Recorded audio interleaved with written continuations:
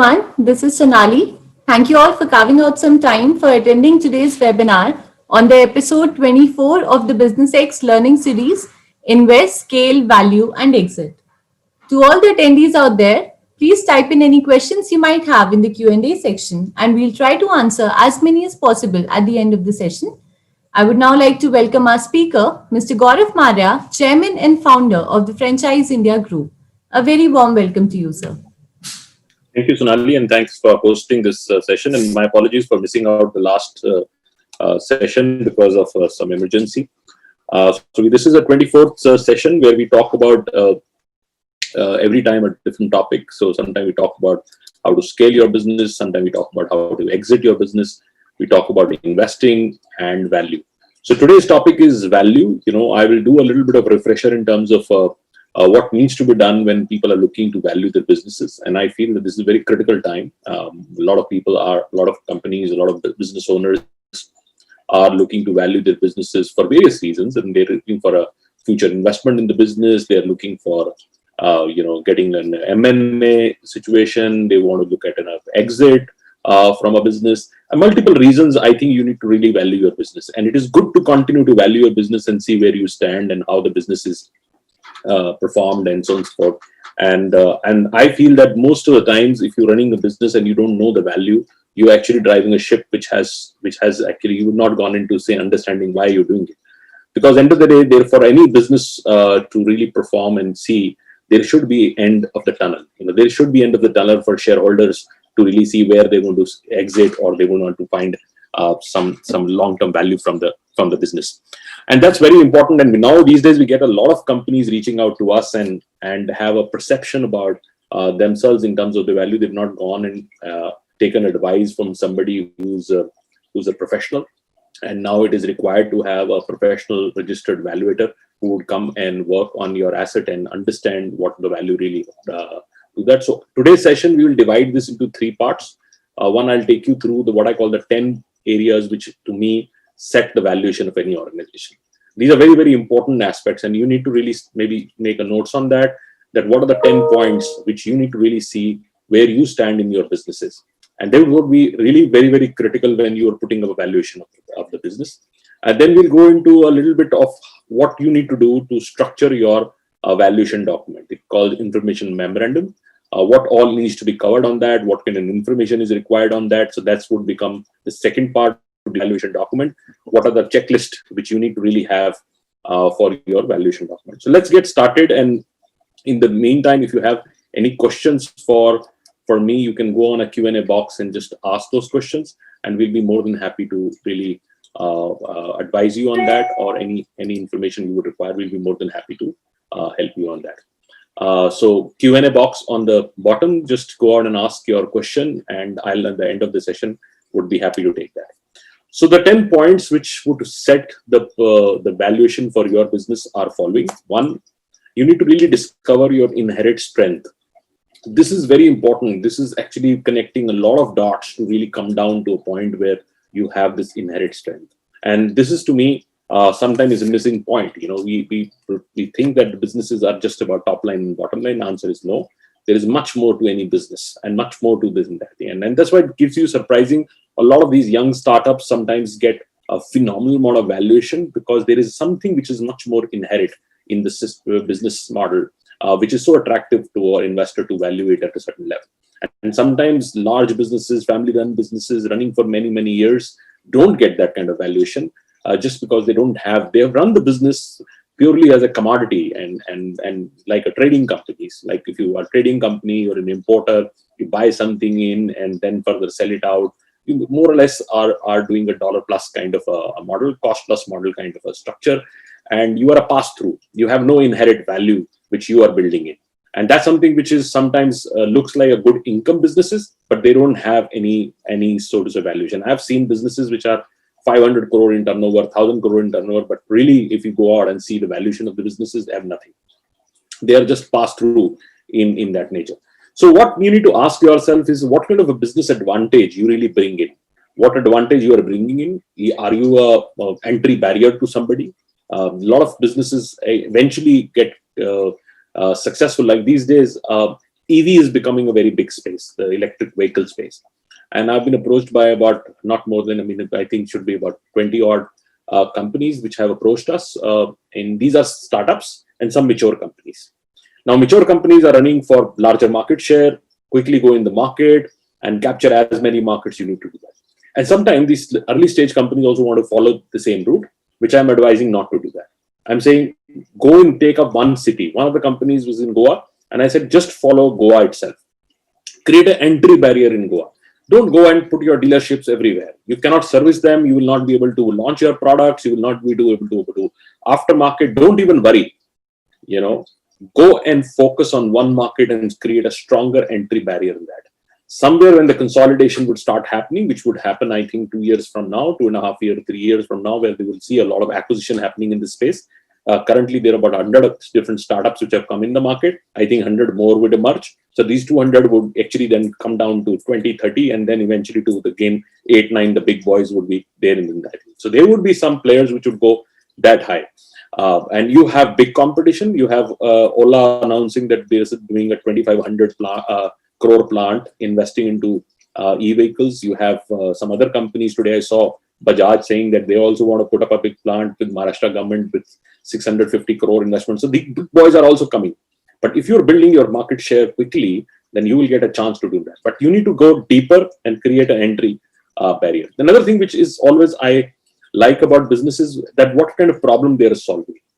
What is the larger problem they are trying to solve, and how this can help even other organizations to really go out and capture you, because you have actually addressed that problem and you're very close to solving the problem. And this is where one of the companies I advised was actually a company which used to do business on diabetics, and a big insurance company really saw a value in them because they had huge amount of data of people who were diabetic, and this was a health insurance large company, and they felt that data can play a very important role for them and things of that nature. Sometimes you have some problem which you're solved, and that problem or that which can help other businesses to look at it. So you need to really see what problem your business is trying to solve. That's one point. So discover your inherent strength and just play on that, and make sure that you are much deeper into that rather than just going wider and spreading thin. The second piece to me is obviously profitability. In short time or a mid-term, you need to really show profitability. It's not no more a system, especially post-COVID. Everybody is interested to really look at a very, very long-term profitability gains. They're looking at sometime in short term or looking at a mid-term profitability. Where do you really stand? How do you really demonstrate the profitability? That's very important. Third is, how do you demonstrate your increasing of cash flows and margins? Again, these are two different parts. A lot of people are able to demonstrate their increased cash flows, but they're not able to really give answers on how they would improve their margins. To me, this is more important. Cash flows is still in a strategy base, more marketing, more advertising, more markets to go. You can still increase your cash flows, but how do you going to demonstrate that you're going to improve your margins is more important and more valuable. Fourth point is how you want to go and unlock your value in which markets you want to go. So one of the areas which is very exciting for me is that, are you making a brand which is global? And if that is the case, then one of the markets you want to do, at what phase you would like to go. This is very, very important to me. And if a good investor, especially global investor, wants to look at it, he would like to look at it how much this business model has a strength to spread, how far it can go. And that's something which is becoming, the big is becoming larger, the larger is becoming very, very large companies. So that's how the scale is going. Look at the companies like Oyo Rooms. They can go to 80 countries very, very fast. While there is challenges in the business now, but fundamentally this business model was extremely globally scalable. So why would you not have an opportunity which can go into multiple markets? Think a much larger spread can come to your businesses. Finally, fifth point is how do you really do what I call your diversified consumer base? You cannot be just focused on one, and not like these days, if you were to say supplier to one industry, say you were doing something with hospitality and hospitality is shut, and then what would you do? So if I was a technology product and only doing hospitality, and then if this has been now in that stage, your business is eroded. So you need to really see how do you diversify your current consumer base. The sixth point is how do you demonstrate controls and compliances in your business. A lot of good businesses really lack this part. So they don't really put emphasis on control and compliances. Any good startup these days, I am looking at it, has a strong financial control, and they demonstrate that financial control in depth, and that's something which investors love it. I've seen a lot of investors walked out of deals because they felt that the business was a little bit of mystery. They didn't understand that how it was really, I think, or it was too close to the control with the founder, and founder was running businesses like his own thing, not as an independent enterprise, and investors don't want to touch it.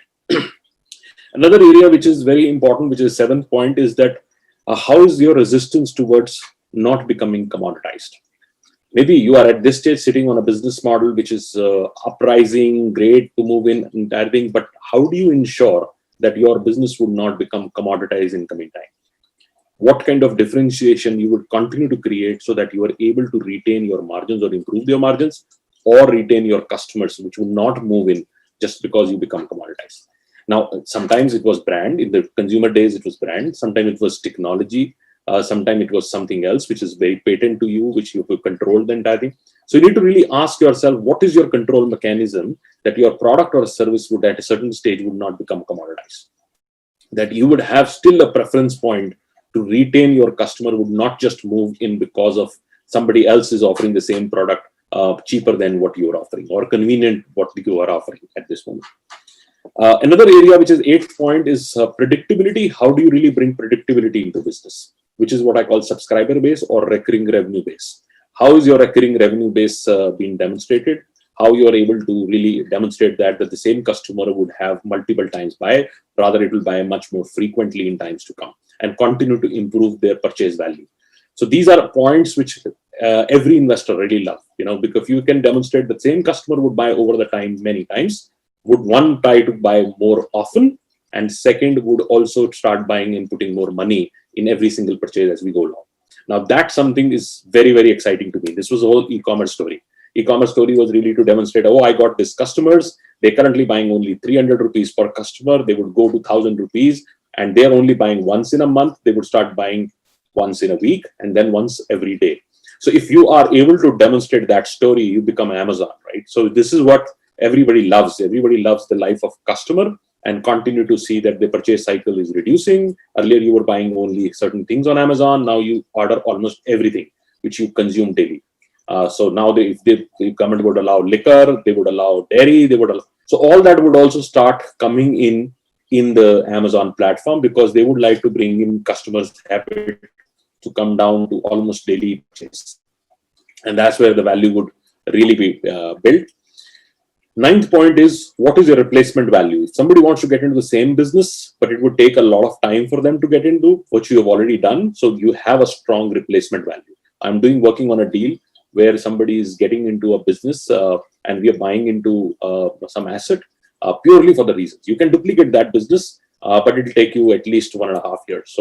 So the replacement value was coming in that if we save that 1.5 years and we get a ready customer base, this is a good value. This normally happens in manufacturing. So you go on acquire a manufacturing plant, because by the time you order machinery, the machinery would come in, you will establish the entire thing, get your plant licenses and all that. It will take a lot of time. So people would go and value something and just buy it out because they know that there has a strong replacement value. And last, which is not the least, is that are you still a business which is totally dependent on the founder? And if that is the case, then also it's a very touchy point, because they don't like that. I mean, investors don't like that situation. They don't value those businesses. Businesses have to run by processes and systems. A good management team, which is very important, which creates a good value, but not overly dependent on any one individual. If it is too much dependent on one individual, that would not run. That's why if you see healthcare practices which are run by a particular doctor, doesn't get a value, because it's too much around him.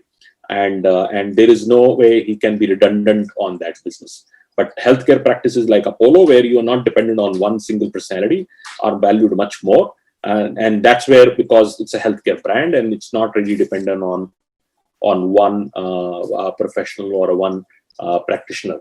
So this are the 10 points. I'll just repeat it again for anybody who's not made notes. Inherent strength, profitability, increasing cash flows and margins, unlocking value for new markets, diversified consumer base, control and compliances, resistance towards not being commoditized, bringing predictability, replacement value for the business, and what I call making the owner redundant in his own business. You don't have to really be dependent on that. Now let's get into discussion on if you're creating your what I call business valuation report, what all needs to go there. Strong organizational structure, that's very, very important. You need to have one, obviously you need to hire some professional to value your business, but once you've hired that, he would need to understand your organizational design. What is the organizational design? Who are the investors in the business? And what is a professional team within that? That's very, very important. And what KRAs has been allocated to each of them, which has to be defined. Second piece is who's your external consultants. Any advisors you have any kind of attorneys, CPAs, consultants, any kind of people on retainerships with you. All that has to be also very clearly defined. Then you need to also start working on building your financial statements, which would mean your last financial 5 years balance sheets, how the balance sheets are filed on a quarterly basis, normally about 3 to 5 years of historic balance sheet, minimum of 3 years balance sheets are required. Then you need to also understand your organizational, your company structure, your legal identity. And a lot of people don't understand the difference. Sometimes they do. I mean, I'm seeing a lot of startups coming in, which are just limited partnerships kind of structures being used, or still using some kind of what I call a sole proprietorship or things of that nature.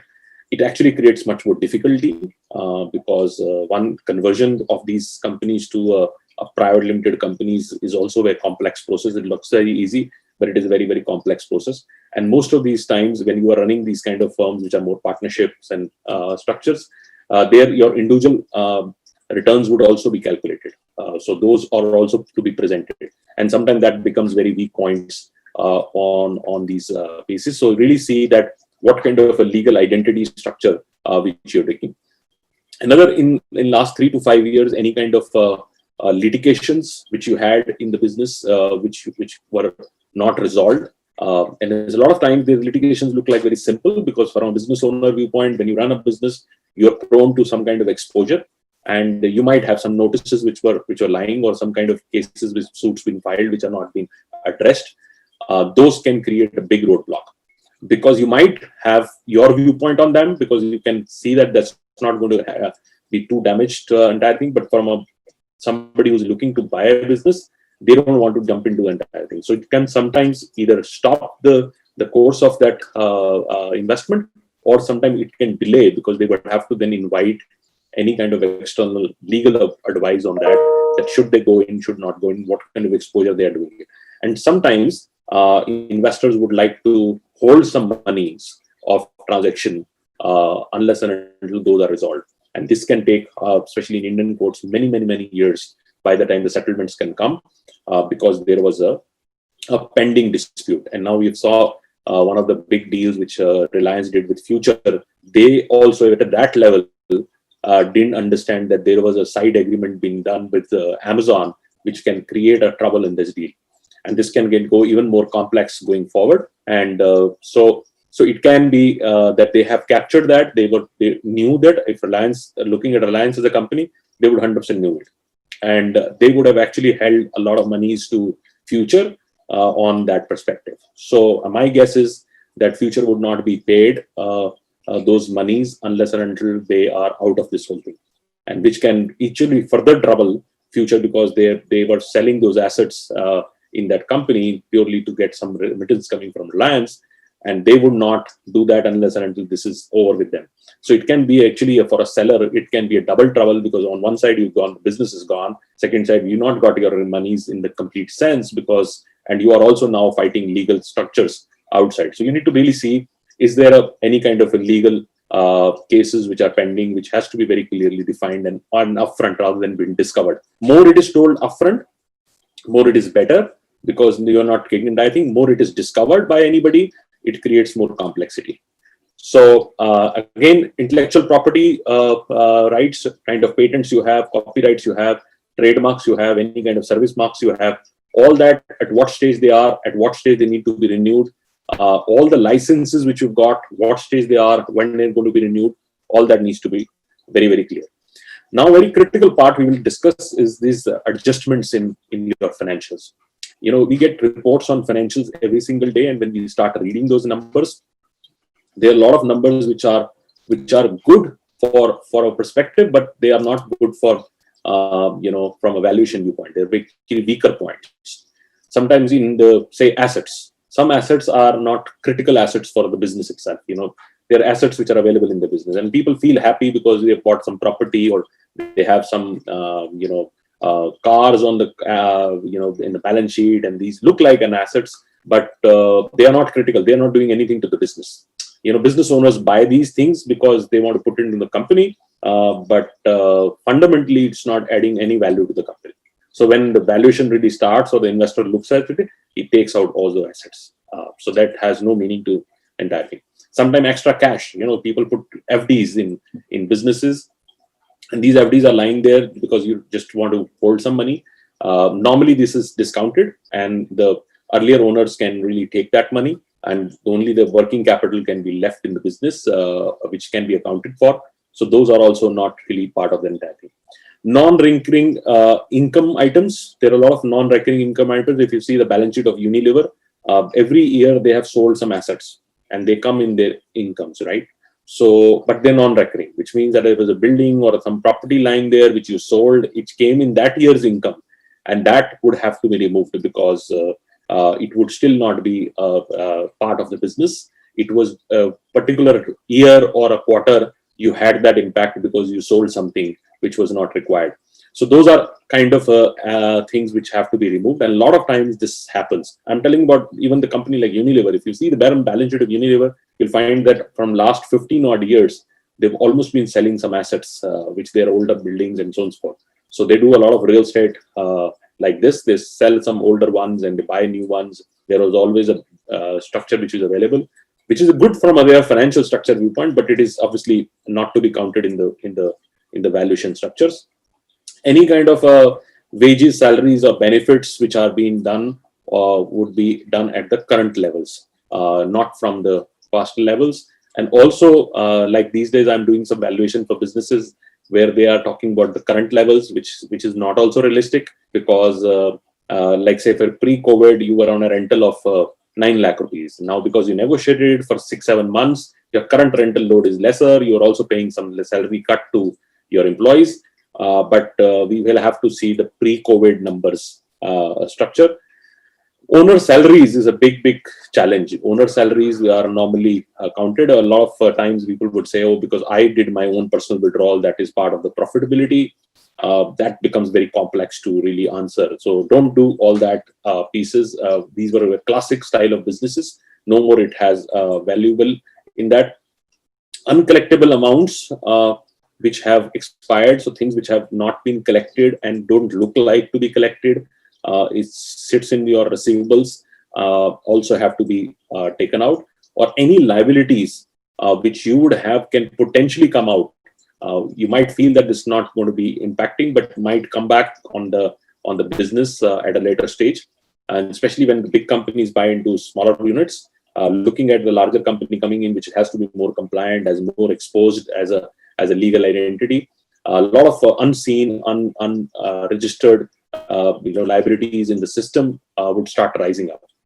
So normally they would give a cooling period, and they would do those announcements, hold some money, and suddenly you start seeing notices from people coming in. Look, I had this liability, this number, and it can become very, very complex. Even a company like Ranbaxy was sold at a phenomenal valuation, the big story at that time, and later the new owners got into huge trouble because they got so much coming out from liabilities which was not recorded, receivables which were shown was never got, patents which were told in the US was existing was expired. So a lot of challenges really started coming in, and they had almost 20 years of war, a legal war, and eventually they won. And there was a big penalties to be passed on to the earlier owners because of the misrepresentation of their facts and so forth. Finally, you also have to really talk about how your industry review, what is your industry telling you, where do you stand in your own industry, how you're positioning towards your competition, where are you in terms of your competitive analysis, much advantage you have over your competition and things like that. That's very, very important, because this would really come out to be one of the most important aspects, because most of the times a strategic buyer would really look at who else is available in the system and why you versus any other asset they want to really acquire. So what you bring in as a special advantage to your competitive landscape. Now, finally, I'll just do a summary of, if you are writing your own information memorandum, following should be the cases which you need to really put as a head. First, put a brief history about your business.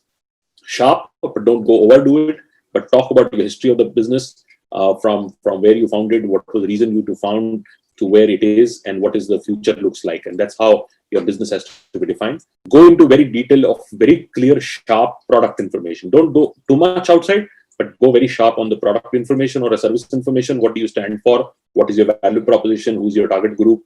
Why the target group would continue to buy you, and so on and so forth.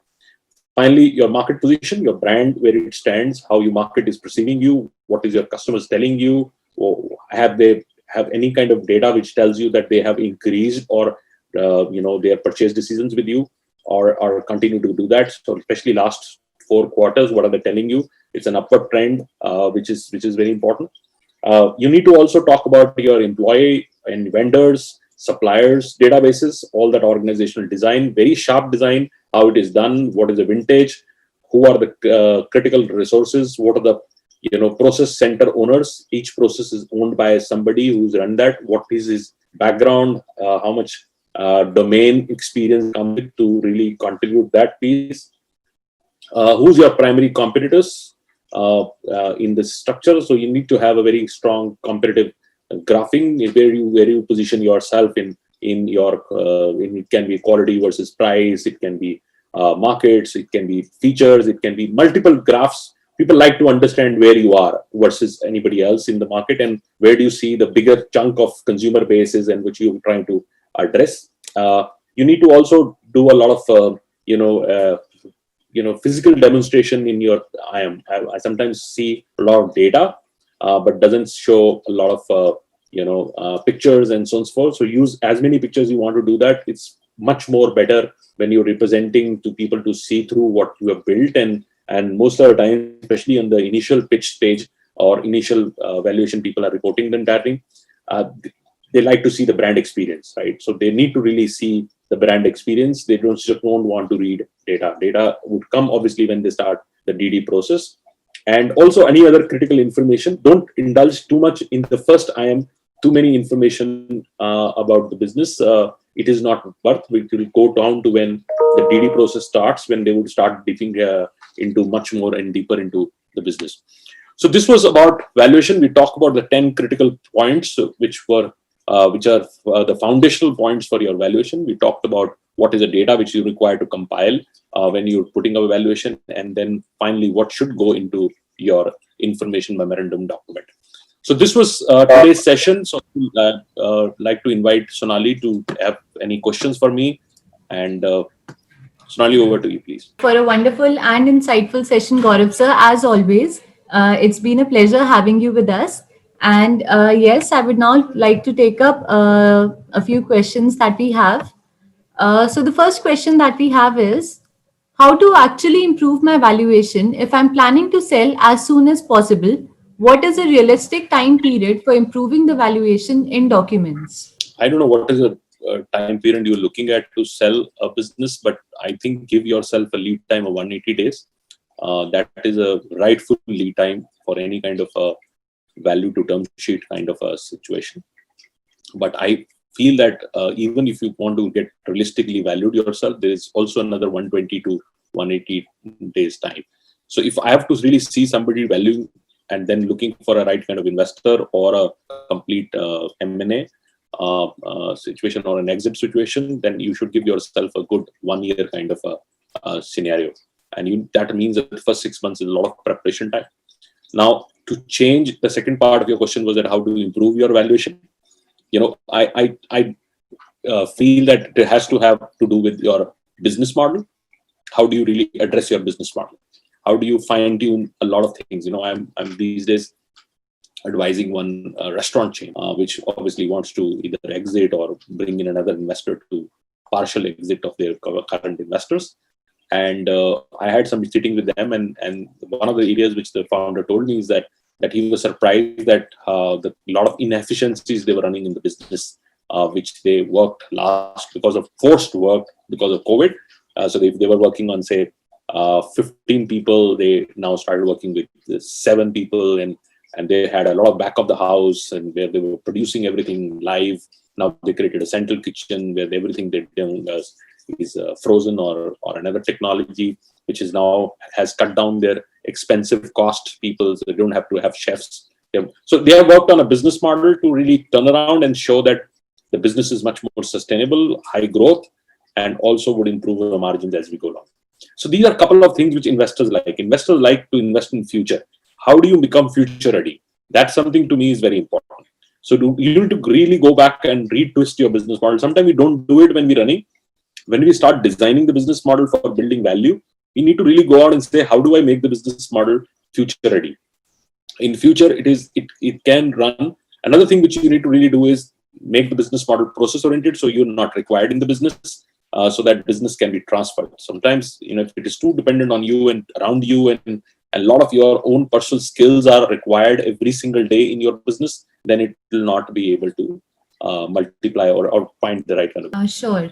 Next question we have is how to create the valuation report for a startup which obviously has no historical data. It's much easier, actually. If you really ask me, it's like doing a painting, right? So it's much easier for you to really put kind of, obviously it has to be research based. You need to do a lot of research. You need to do some kind of comparative analysis. Again, there I think you need to fundamentally demonstrate 3 things. One is what the problem you're trying to solve, and how big is that problem, and why do you think that problem needs solution right now.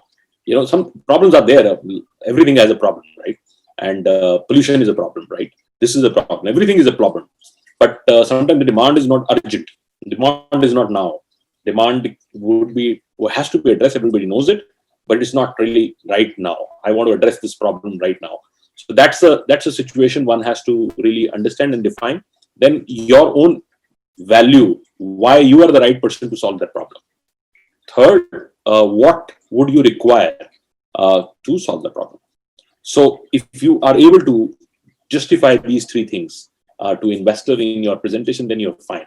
So again, I'll repeat: problem, why you are the best guy today to solve that problem, and what all you require to solve the problem, which means that kind of capital, organization, team, technology, and all that. This is what people want to see. Maybe these are 3 slides. That's it.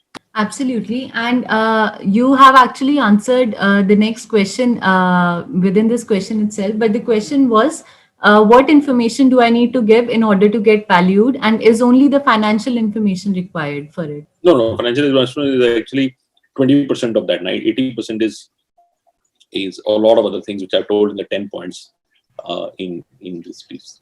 Right. And again, following upon that, we have a question that says, is a confidential information memorandum mandatory for funding or valuation? Yeah, it is. It is an essential document. Mandatory, I would not use a word, but it's not that it's required. It's a transaction between 2 private enterprises. So it is not mandatory, so to say, the word. But you need to have it. This is your so to say deck which you present for valuation, and if it is covered and done by somebody who is respectable on valuation, whose own credibility to do valuation is also very, and I think it creates much more weight on that. And the last question, many people have asked if a company can help in creating a valuation report. That's what BusinessX does. So please reach out to Sonali. She has a full team, and BusinessX has a full team for business valuations. We have senior professionals who work with you on business valuation. We also have a fintech product called bizequity.com, which is world's #1 valuation site. We are a joint venture partner for India. So that also is a product which creates a valuation for any business. And if you're looking to raise capital, you can also reach out to BusinessX. And if you are also looking to exit your business, then also BusinessX can help you. Sure. So with this, we'll just wrap up the session. Thank you so much, Gaurav sir, for your time. It has been a pleasure, like always, to welcome you and hear your insightful thoughts on each of our topics every week.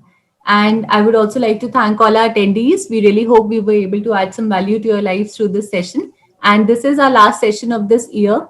And of course, it has been a difficult year for everyone, but everyone has come out stronger from it. So, anything you would like to add in the end, sir? No, I will like to wish everybody a very happy new year. We will see you in the next year. Every Saturday we come back and we have these sessions. We are also trying to bring in some interesting more topics in the next series, which would start from next Saturday. And this is going to be every week, every Saturday structure. So it's good for when you are, it's a refresher for a lot of people who would like to know more about how to really structure the businesses. Businesses have changed. The way that people look at businesses have changed. The way the investors were there. Now the new investors, new age investors are very different. So it's good to really refresh yourself and continue to be updated on this. So stay tuned with BusinessX and we will continue to bring in fresher content for you. Thank you. Thank you so much, sir. With this, I just say everyone a very happy new year and thank you so much for your time.